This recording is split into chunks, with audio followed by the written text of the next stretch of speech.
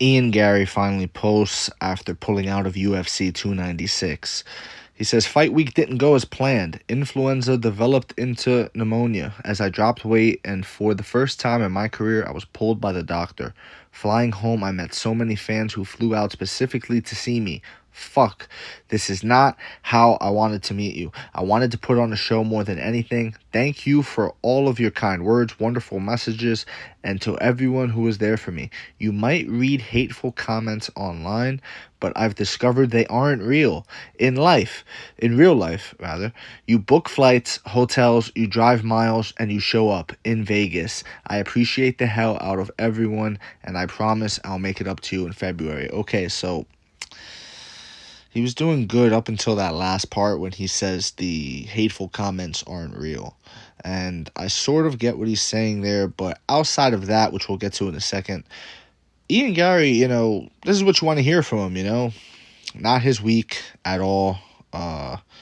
And you know what? Probably good. Probably good that it got rescheduled. Probably good that he's fighting Jeff Neal now instead of Vicente Luque. These are all probably good things, and I actually expect Ian Garry to come back stronger from this, right? I think that lead up into 296 was the perfect storm for him to go out there and lose to Vicente Luque, who's, in his prime.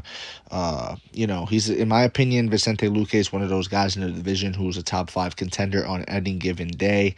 You throw him in there with, anyone in the top 5, and I think he could have a good outing. He's one of those guys, right? He's dangerous, just one of those guys. And I think he would have beat Ian Garry given the storm that was happening, the big hate storm, everybody coming at him for his personal life, which I am, in the forefront of saying, leave it alone.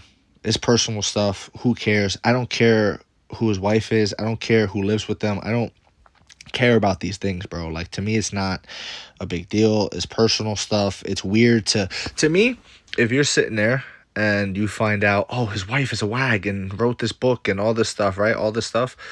It's like for 2 seconds, and then you think to yourself, oh, I wouldn't do that. And then you scroll on, you continue your day.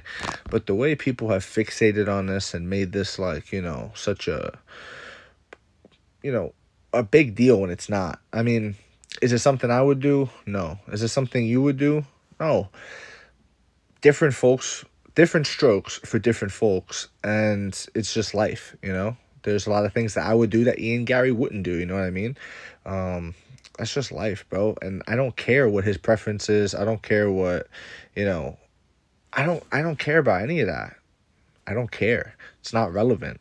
And that storm, I think, would have taken him out. I think he would have lost, and I think this is a good thing for him overall. But when he says that the comments aren't real, when he says you might read hateful comments online, but I've discovered they aren't real,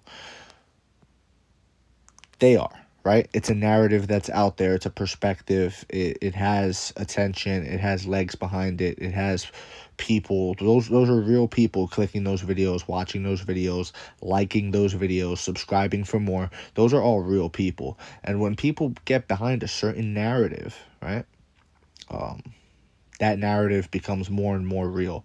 So I get what he's saying, to just tune it out and write your own story and things like that. But he also has to acknowledge that it's not right what he did with Jeff Neal posting his mugshot on a t-shirt and selling those t-shirts. That wasn't cool. Not right. Same thing can be said for what he did with Neil Magny. That wasn't cool. Not right. He has to acknowledge these things.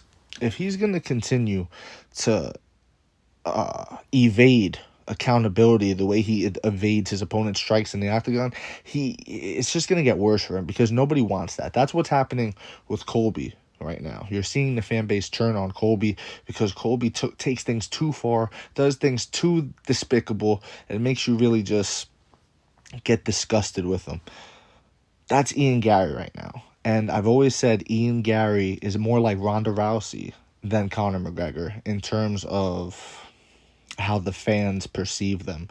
And Ian Garry needs to take that accountability. He needs to address, I probably shouldn't have completely mischaracterized Jeff Neal as someone who beats his kids. You know what I mean? I probably shouldn't have done that. He needs to come out and say that. He needs to come out and say, yeah, it's not right for me to take a man at arguably his lowest moment, post him on a t-shirt, and then sell that when, how does he not owe Jeff Neal the money from those shirts?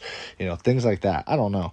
But that's pretty much my take. Overall here, for the most part, this was a good comment from Garry, and the only issue I have is the hateful comments aren't real. There is narrative, there is perspective.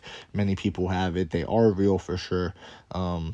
Never mind if they just show up in Vegas, which you did not. You didn't show up to the fight, so not for nothing. But I'm sure there were plenty of anti-Ian Garry people there in the crowd right there. So this weird idea of welcoming that is just ill-advised, to say the least. But yeah, that's pretty much my perspective on this one. Let me know what you think in the comment section below. If you agree, disagree, it does not matter. Just join the discussion, and please follow for more. You are appreciated.